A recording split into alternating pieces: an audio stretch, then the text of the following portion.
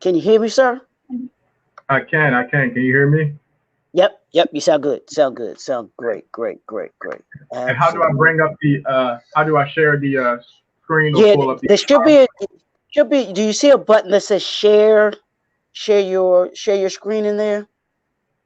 Uh, It should be up at the top. I think the top right. It should be something up there, if I'm not uh, mistaken. yeah, it says choose what to share entire screen, window, Microsoft Yeah, Edge. yeah. You So should be. It should be the one that just says the what was the other option though that you said? it says entire screen, window, and Microsoft Edge tab. N- do the full screen and let's see. It should. Let's see what that does.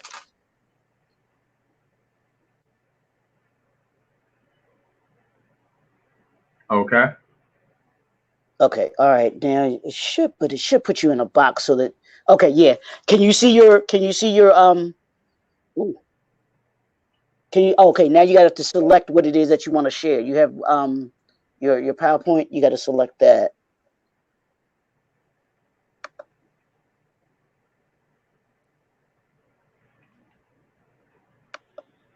Uh,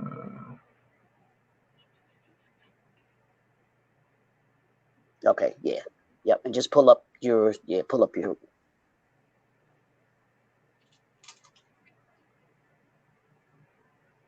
I ain't used to all this. When I got a team that do it, so I'm rusty. Not a problem. Not a problem. There we go. Okay. Okay. Yep. So you can just that'll sit up there until you finish with it, and then you can just close it out once you finish with that. Once you finish with the PowerPoint. Okay. All right, but how can I see you with this up? I can't. No, you probably won't be able to see me because but you'll be able to you should be good, and I'm here in the background if you need me because I'm not going anywhere. Okay. Okay. Yeah, I don't know if you're not because I can see both of us. Yeah, I can see you now. Can you still see the PowerPoint? Yeah, I see it down at the bottom there. Oh, so it's not big. It's not. There we go. Now I can see the PowerPoint. All right. Can you still see me? You're down at the bottom with me. Oh, okay. Well, I'm on two different devices though too, so that might be it. Okay. Yeah, we don't all have that fancy equipment like you. No, ain't no fancy equipment. My laptop doesn't give me the audio on Hopin and StreamYard. So I use my phone for the audio and I use my laptop for the video, so I can actually see inside in the session. Got you. Got you.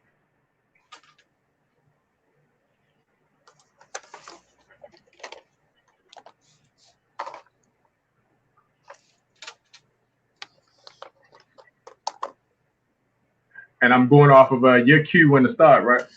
Okay, no, whenever you're ready, you can start because people will pop in, and Oh, and everything. So you let me know if you need me. I'll let you do your presentation, and then of course, we'll have there'll probably be some questions and everything like that, and then we'll go off of that. Okay.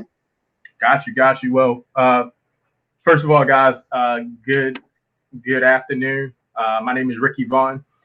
For some that know me or some that may not, born and raised here in Baltimore or in Baltimore. I'm not there right now. Native of East Baltimore. As I got older, I relocated to West Baltimore. Was at Southern Senior High School when I decided that I knew everything or thought I knew everything and dropped out of high school. Went back, got my GED, went to Hampton University, graduated with my first undergraduate degree. Then I went to USC, graduated with my second. From there, went to law school and went on to get my MBA. And last year, finished my PhD program at Walden University in public policy and administration. My story got started, I guess, in McDonald's when I was 14 years old. I started as an hourly employee, worked my way up into being a young store manager at 18. From there, transitioning into a district manager at 20, a director at 22, and then a vice president at 25. I ran the stores in the southern market, which is South Carolina, North Carolina, and Georgia. Uh, I decided at 25 years old that I wanted to branch out and get my own. I went to McDonald's after years of service with them and said I want to be a franchisee. They said that I wasn't the right fit. And from there, I took that a little personal, but I believe that God has something in store for all of us. So I prayed about it and just resigned and opened up my first restaurant, which was Checkers, which I'll go more into detail on that later on. But opened my first restaurant in Florida, which was Checkers. And from there, I just continued to build into where we are currently. We own and operate 146 locations. 145 of them happen to be restaurants throughout 8 states. We are in South Dakota, Texas, Florida, South Carolina, Maryland, of course, New York, Pennsylvania, and I'm missing one, uh, and Virginia. Sorry. um, and looking to grow into some more states and more locations. I am a franchisee of multiple brands. We own and operate Dunkin' Donuts, Sonic, Subway, Baskin Robbins, Checkers, Marco's Pizza, and some other stuff, KFC. But what we're here today to talk about, first of all, I'm super excited. I get excited anytime you're talking about um, uh, entrepreneurial and going into business for yourself. Of course, that is the reason why I wanted to do it. Is really for wealth, generational wealth, something to be able to lead to my kids as well. The first thing I always tell folks, and I'll go through the slides in a second, is owning a business for you, right? A lot of these sessions today, and I've listened on a few of them, and I have much respect for my counterparts. But I always want us to ask the real tough questions, right? Is owning a business for you? Because we have to be real about it. Owning a business is not for everyone. And some of it is based off of not that you don't have the financial means or anything else, but there's a lot involved into really owning a business. So the first question I always tell folks if I'm consulting them or having just an open dialogue with them is owning a business for you, right? So after you really decide if owning a business is for me, dealing with the payroll, the utilities, landlords, marketing, inventory, on the 20th of every month, you have to file your taxes. On the 25th of every month, you have to send a check out to the state. So much involved when it comes to owning your own business. So that's the first question I would ask anyone who's entertaining the idea of going into business for themselves. One thing I want hopefully everyone to take away from this is I call it the 5 P's: people, product, processes, planning, profitability. So regardless of what type of business it is. You're going to always deal with people. The only thing changed within the five P's is going to be the product, whether you're in the restaurant industry and you're selling donuts, or whether you're in the retail industry and you have your own clothing line or you have your own boutique, right? So those five P's don't change with the exception of product.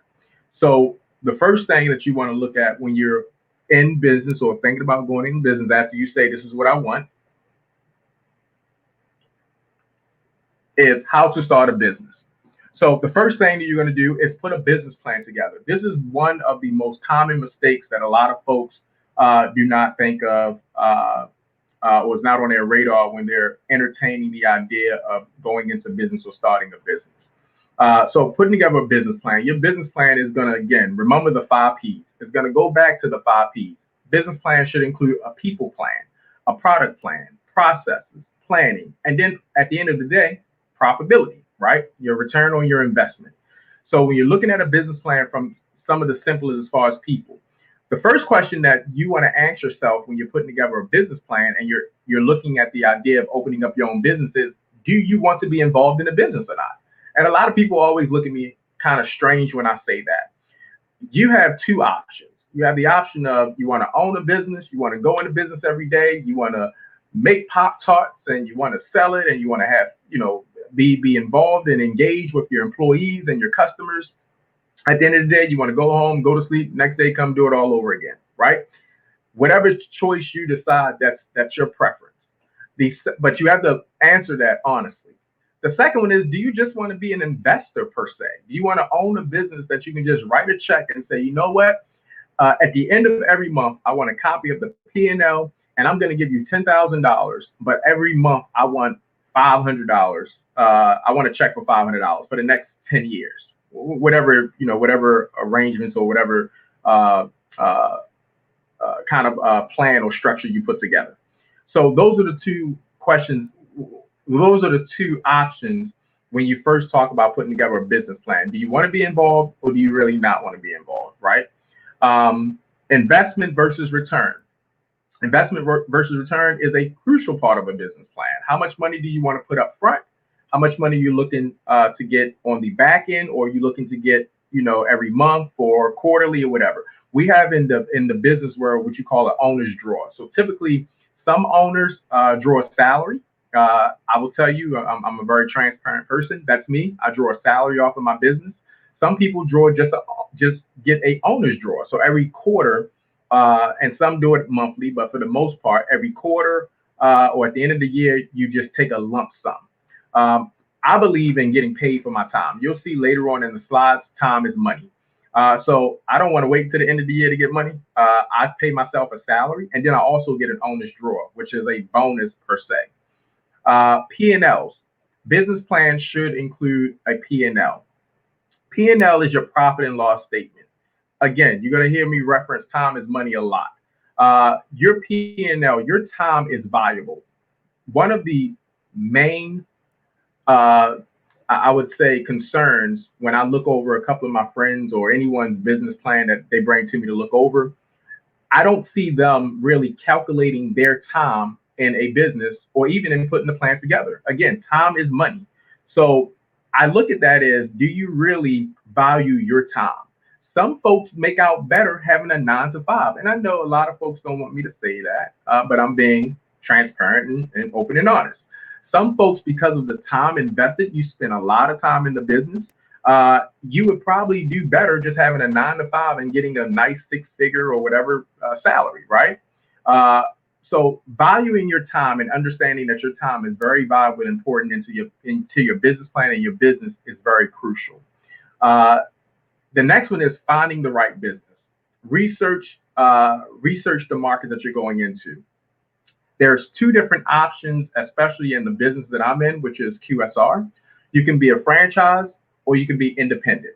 I'm blessed. I'm fortunate to have a combination of both. Probably about 80% or 90% of my businesses are franchised. Again, KFC, Dunkin' Donuts, Sonics. And then I have the other 10% are independent.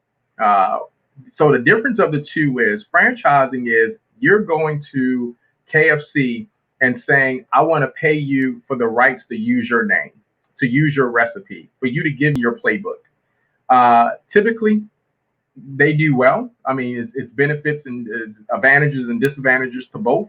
The advantages, they already give you a playbook. You just got to follow the playbook. The disadvantage is the fees are sometimes extremely high. It's what we call royalties or franchise fees, or marketing fees or op nets. So that's part of being a franchisee. Independent, for me, I love it as well because the advantage is no politics. If I decide to add something to a menu, like today, I shared it on my social media. We added a stuffed French toast to two of our independent restaurants. I didn't have to write a letter and get permission from KFC or Dunkin' Donuts or anyone else. It was a executive decision that I made driving. And when I got to the restaurant, I said, we're going to do this. So better, and you save money from royalties and franchise fees and so on and so on. Now, the disadvantage of that, or not disadvantage, one of the challenges of that is you got to create your own playbook. But again, I don't believe in reinventing the wheel. If I can take some of the playbook from different concepts and kind of, critique it and kind of form my own, then hey, great. That's an option that you guys can also follow or do. Funding and capital. This is pretty much one of the biggest heartburn and concerns that many individuals wake up with that American dream or vision of owning their own business, say, I don't have the finances. So let me take my because a lot of people just know I'm outgoing. I'm gonna tell you guys, it doesn't take $1 billion or $1 million to go into business for yourself. Okay, what it takes is commitment, dedication, sacrifice. Um, I purchased my first restaurant. Let me tell you how I got into Checkers. I purchased my first restaurant. I left McDonald's. I didn't have anything lined up but a prayer and hope. Uh, so I called Burger King. I called Wendy's. I called so many folks and or so many companies, and I said, hey, I want to be a franchisee. What do I need to do? I knew I was broke, and I knew I had no money saved up. I had about 2,500, $3,000 saved up. I was living above my means back then. So I had a good salary with McDonald's, but I had 4 cars outside. So living above my means, didn't really have anything saved up.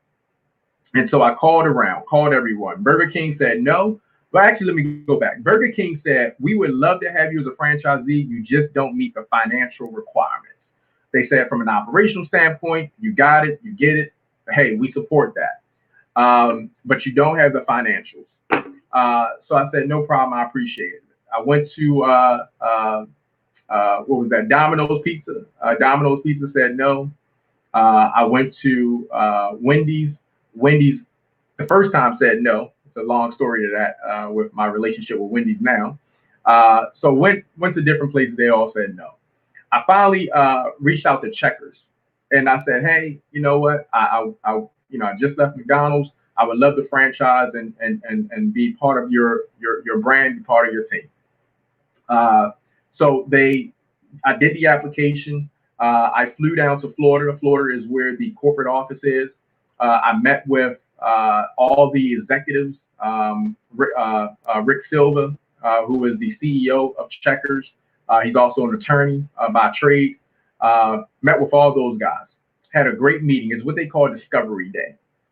So I drove back because I didn't have money to fly. So I drove back. And as I was driving from Florida back to Baltimore, I got a phone call from a young lady named Jenna, who's the vice president.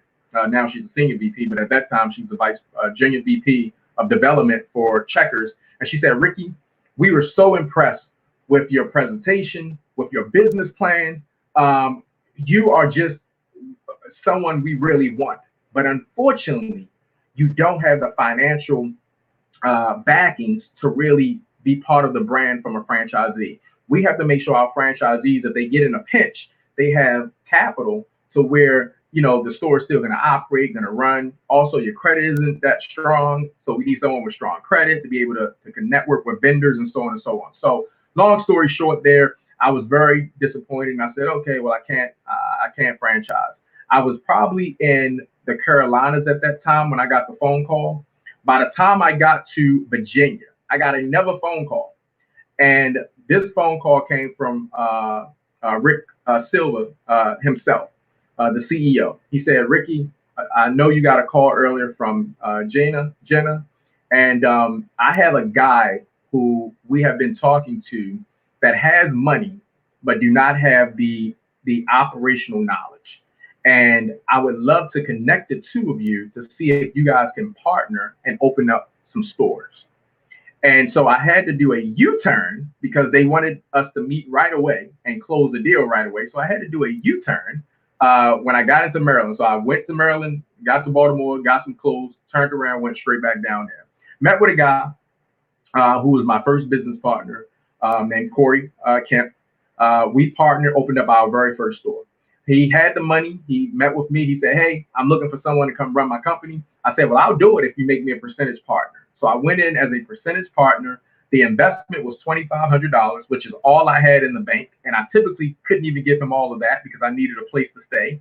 So I wound up giving him $1,500, and I gave him an IOU for $1,000. After 6 months, I brought him out. I went in. Well, let me go back. I went in day one. I ran the operations of the store, made sure that people were in place. We had the product. We had processes in place. We were planning. We were in the community, and then we were being profitable. So I got not only a salary, I also got a percentage owner's draw. So I used that money to buy him out, and then I opened up my second location in Tampa.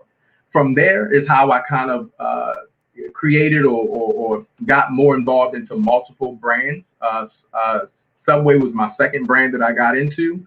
From there, I brought Church's Chicken. So I owned all the Church's Chickens in South Carolina. I was the only franchisee and the only and had the only Church's Chickens in South Carolina. I sold those to go to KFC to purchase some KFCs, of course, in Baltimore, in the Maryland market, and just from there continued to expand, Dunkin' Donuts, and so on and so on. I share that with you to say you have to be able to think outside the box. Some of the deals that I have gone into or I purchased were off of Craigslist, off of BizBuy, reaching out to owners directly saying, hey, can I, the same way you can do a buy here, pay here with a car, you can do those type of options in buying your own business, right? So just wanted to share that with you. So I'm gonna get back on the PowerPoint. So that goes to funding and capital, deals without capital, right? You can go, like for me, I opened up a restaurant in South Carolina. It's a restaurant that already had all the equipment in it. I didn't need to buy any toasters or hoods or refrigeration or anything like that. The previous tenant moved out, left all the equipment there. The owner of the building of the shopping center didn't want to do any modifications. So basically it was, hey, if you sign a 10-year lease, we'll give you all the equipment free of charge. And we don't have to give you any tenant improvement, which is they call TI, to do any modifications to the building. You put your own sign up. It's a turnkey business. There you go. So those are deals without capital that you need. Or you can partner with someone and go in as a managing partner. Believe it or not, Chick-fil-A actually does that. A lot of people think that Chick-fil-A, you actually own the business. Chick-fil-A is one of the models that you really are not a franchisee or owner, although they say that. You're what they call a managing partner. A lot of people know that Chick-fil-A isn't open on Sundays. Well, guess what? As the managing partner, you have to be there on Sundays to do inventory and to do your weekly numbers. You have to send that to Chick-fil-A. You have to do a schedule, send your schedule to Chick-fil-A. And so, again, I'm not knocking anyone or any concept out there or any organization. Chick-fil-A isn't for me for a couple of reasons. Because a lot of people say, why didn't you just buy Chick-fil-A? You want to own a business. And hopefully you guys hear me clear on this. You want to own a business and not let a business own you. And there is a difference. If you can't go away, if you can't wake up in the morning and say, you know what, I feel like going to the beach where I'm at right now, and you're still able to make money, then the business owns you. Because if you got to go into your restaurant or you got to go into your boutique or whatever, and you got to manually work, the business owns you. So those are the difference I always tell folks. You want to make sure that you own the business and it does not own you. It does not own your time. It does not manage your time, right? It should be based around you, your time, your availability, and so on and so on. Starting the process, attorney and accountant.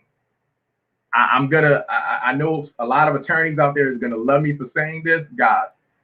It is very, for me, it was very crucial for me to have a conversation with an attorney and an accountant before I even started my first restaurant. Before I signed the franchise agreement and the dotted line with Checkers, I went and talked to an attorney. It cost me $250 for a consult, but it was money well worth it. I also talked to an accountant to make sure, like, how do I structure my company? A lot of people wind up getting caught up, especially from a tax standpoint and tax brackets, because they didn't form or incorporate their company the right way. It's different ways of how you can incorporate your company, whether it's an LLC, which is a limited liability company, whether it's an LP, which is a limited partnership, whether it's a C corp, whether it's an S corp. It is so many different ways that you can get caught up in taxes. And I've seen, unfortunately, a lot of people fall into losing their business or having huge fines and so on and so on because they didn't actually structure their company the right way. So please, take that extra step in really sitting down with an attorney and an accountant, both, and making sure that your company is set up right. Especially if you're going to go into a partnership with someone, it's very important to actually speak to an attorney to make sure that your management agreement is kind of T's crossed, I's dotted. Again, I've seen some horror stories when it came to that.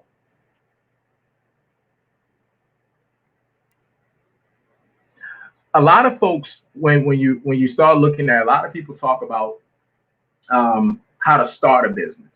But one of the things that we do not spend a lot of time on, unfortunately, especially in the African American community, is how to stay in business, right? We get all this support to say, hey, you know what? It's great. You should start a business. You should open it up next week, right? But we don't really do, and I put me in this cluster. We need to do more when it comes to not only supporting minority business owners to start businesses, but how to stay into business. And when you look at how to stay in business, there's a couple of things. One, or how to manage your business, how to stay in business, how to manage your business. Again, ask yourself, are you going to be involved in the business, or is this simply a investment opportunity? Do you manage the business, or do you get a management company? I will go back and share again how my company is set up. So we have 146 locations. 60 or 70 locations I own directly. It's under my company, which is Vaughn Companies. And so Vaughn Companies own and operates 70 businesses, 69 restaurants, and one dry cleaners. 67 restaurants, one dry cleaners, and two entertainment companies. Is what Vaughn Companies owns and operates, which is myself. Vaughn Corporation, which is also owned by me, it's a management company that I manage other folks' portfolios.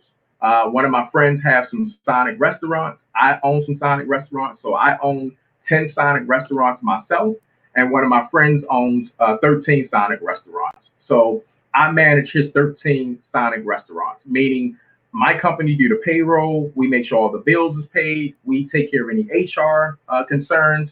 So those are some of the different options. Again, I look at multiple streams of income. That's another stream of income for me. And part of me managing their portfolio, I'm also on their agreement. I'm on their franchise agreement. So that's how I'm able to say we own and operate 146 locations.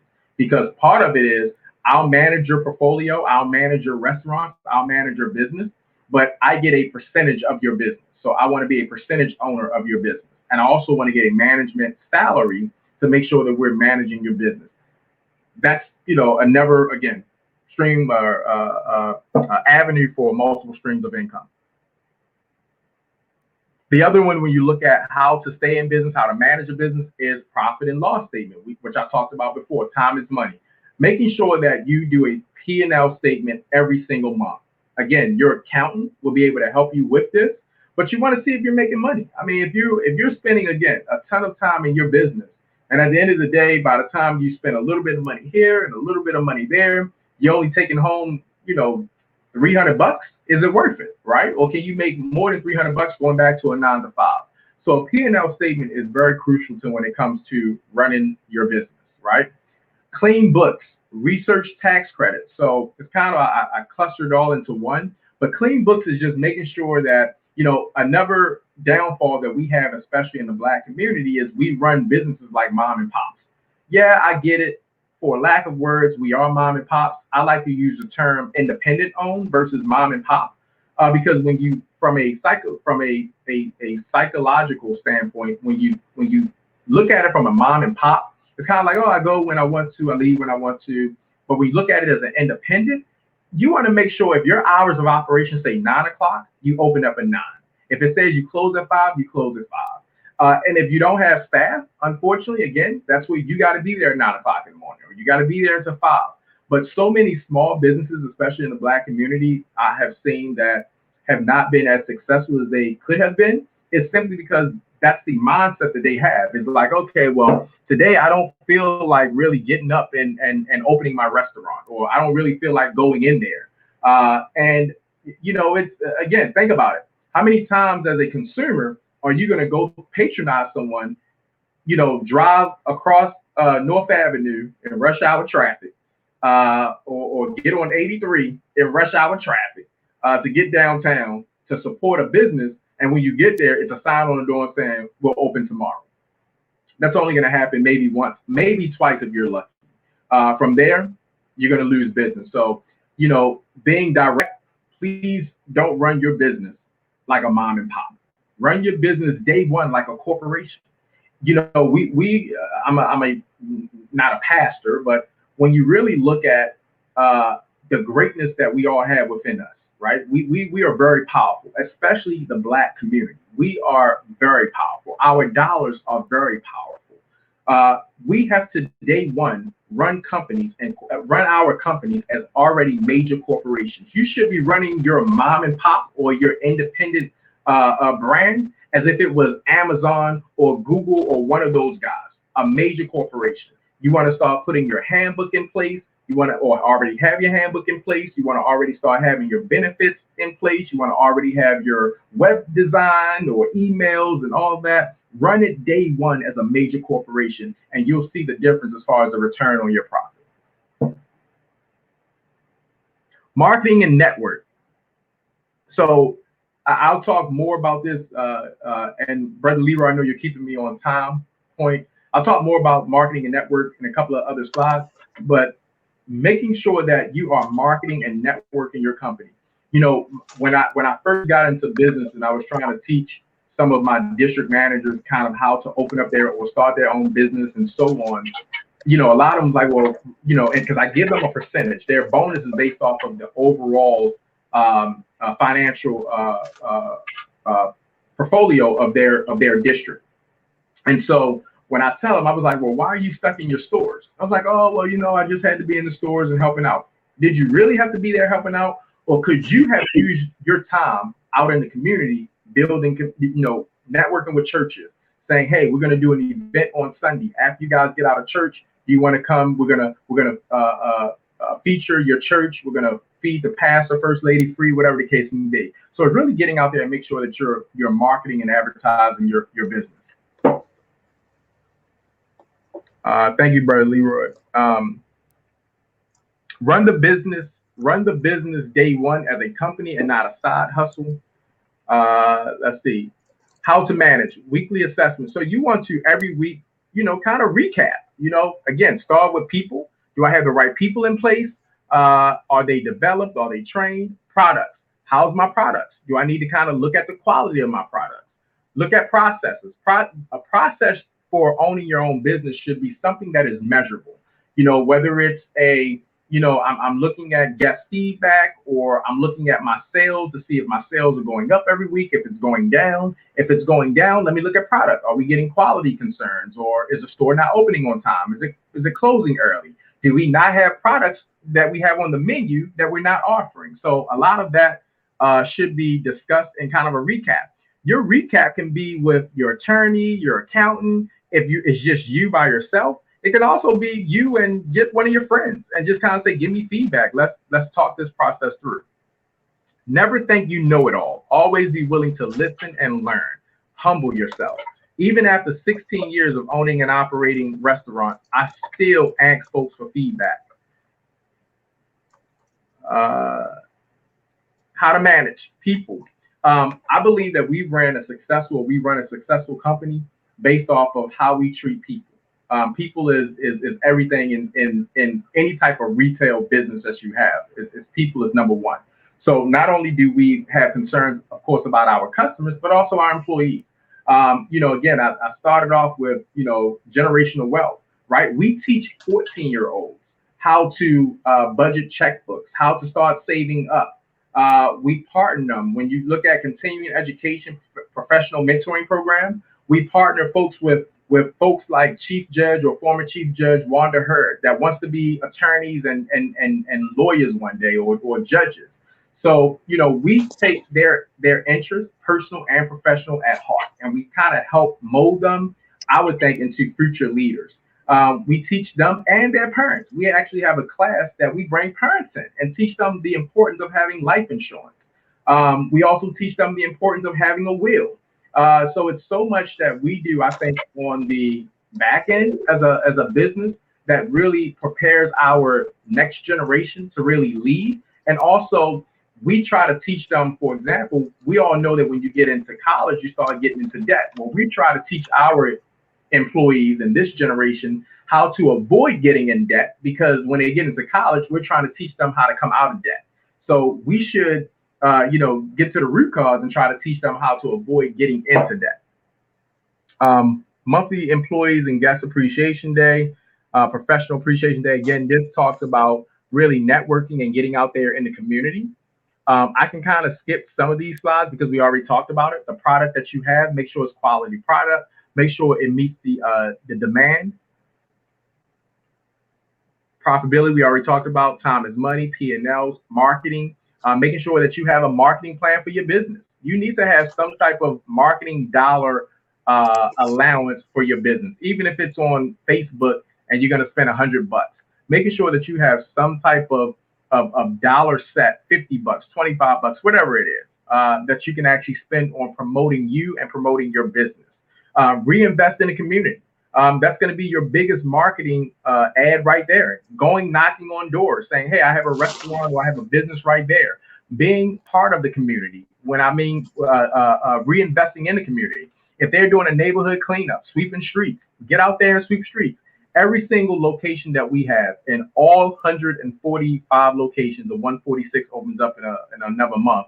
But my managers and my team, whether it's Light Street, KFC, or whomever, they get out there every week or whenever they're doing neighborhood cleanups, and they're part of that. They go to association meetings. So that's reinvesting back in the community. The last thing, since we only got a couple of minutes, is how to transition or exit. Some of the questions you ask yourself is, when do I know it's time to sell my business or to close my business? When do I leave it to my family? Do I leave it to my kids?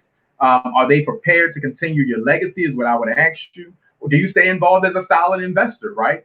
And the biggest one is, did you pay yourself? So when is the time to really sell your business? That's a decision that really only you can answer. For me, I know it's when my business is debt free, as when we're talking about generational wealth, when I know I don't have any notes on any of my businesses, any of my equipment, any loans, and I know that I have a positive cash flow. Typically, cash flow, you want to look for 4 to 6 times cash flow. When I know that my numbers look pretty good from that standpoint, and then I kind of look and see if my kids want to get involved in the business. I don't believe in passing on your business to your kids just because they're your kids. I'm sorry, that's just me. I believe my kids have to work even or as harder than anyone else if they want this business. So, right now, you can start, if your kids are at that age, you can start bringing them into your business, teaching them kind of the basics first, whether it's, again, I can use my company as an example, whether it's learning how to mop a floor, learning how to clean a bathroom. I can share it because I'm transparent. I fired my oldest son at one point in Checkers because he didn't want to clean the bathroom. He told the manager my dad owns it. So I said, you know what? I'll pay him to stay at home. He doesn't need to come. I don't want him in my restaurant if that's the type of attitude. Now he has a much better understanding, but I don't believe in just passing it on to kids just to pass it on. So making sure they go through, if you hire someone that you're looking to make a district manager, a director, or a VP, or whomever, and you take them through that process, take your kids or your family member through the same process. Work the cash register, clean the lobby, clean the bathrooms. Then you become an assistant manager or shift manager. Then you become a store manager. Then you run a district. So the same process that I put my staff through, that's not family, is the same process I put my kids through. So I know it's a lot that I was trying to get in here, but again, reach out if you have any questions or have it, whatever the protocol is. But Brother Leroy, I put it on you.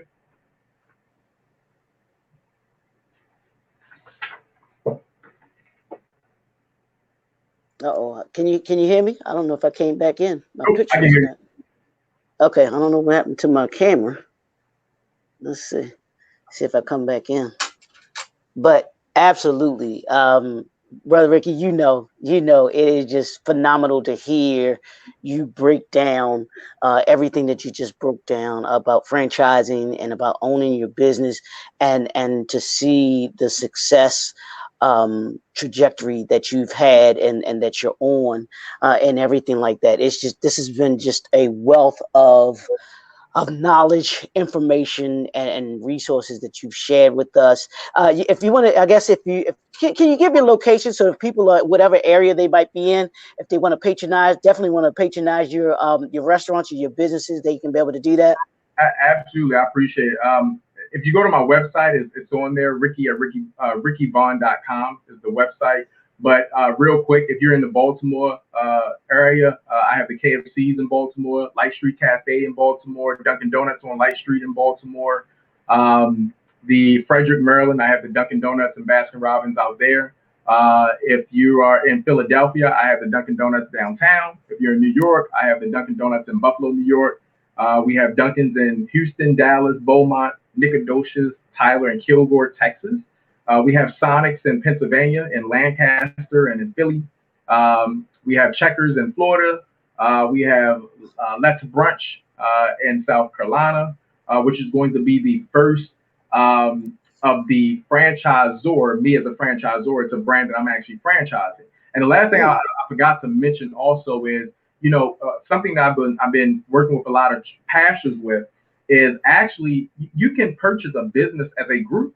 I don't recommend it, in every situation, but one of the churches in Philadelphia who they patronize one of my Dunkins, and I've been working with a pastor, they purchased 3 subways. So the church and some of the church members own the subways. And so it's different avenues out there how to really get into business and make sure that it's a profitable business. You just have to think outside the box. And that's a lot of, what I do on the side is really, consult with folks and say, hey, what do you really want to do? Again, it's, the investment and the return on the investment that you're looking to get from it. So, but absolutely. And I appreciate you, Brother Leroy, and everyone for having me and having us, because this is definitely needed, especially in the Black community, where we should be pulling each other up. And I continue to tell folks all the time, it's enough bread out there for everyone. And we just have to make sure that we utilize each other. I mean, even on this, to see attorney Keisha or Esquire, I'm sorry, even presenting. I mean, we have so much talent in the Black community and so much resources in the Black community if we just use each other and support each other in the Black community. So thank you. Oh, absolutely. It's been an awesome day all day today with folks like you that have made just made this day just so, I think, enriching for everyone who has been able to attend. The information that you all have been able to share, it's just been, I'm taking notes. I'm taking notes, Ricky. I'm taking notes on you. Because I'm just, to just your story in and of itself, and I've told you that before. Just your story in and of itself, and your just what you've done, been able to do, and everything like that. I certainly salute you I certainly and am an admirer of you and everything like that. So I appreciate you taking out. If you're able to, Rick, I know you kind of I know you're doing multiple things today and everything like that. But um, but what I will do is we're gonna transition now because we have our last session coming up in like 2 minutes. So we're gonna allow folks to be able to go and kind of hop into the networking piece or into the expo where we have some of our vendors. So we want you all to visit them and to utilize them because they're great as well. And we want to thank you again, Rikki, for tuning with us. We want to thank you for being in. So we want to thank everybody for coming in. And Rick, can you hang around for 1 second because I want to talk to you for one quick minute, okay, before you go. So Absolutely. we want to thank everybody for coming in, and we will see you all in like 2 minutes or a minute at the main. Actually, should be on the main stage. Okay, thanks everybody.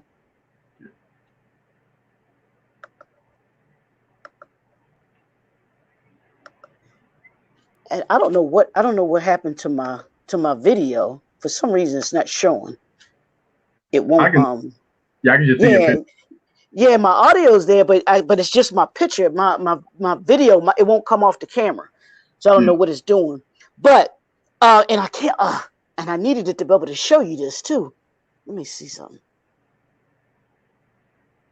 Yeah, it's for some reason it's not coming on. But what I wanted to let you know, I have a gentleman, his name, and I'm gonna send you the picture.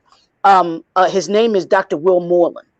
He Okay. is the brother is just phenomenal like you, and has a story. He's an investor, and he has this round table of folks that he deals with, and they look for opportunities to be able to do investments and everything. And I want to connect you with him because I know that you and him will be able to do some great collaborating partnerships and everything like that. He just bought a restaurant and he owns several businesses like you out in Arizona because he kind of floats between Phoenix, Arizona and St. Martin.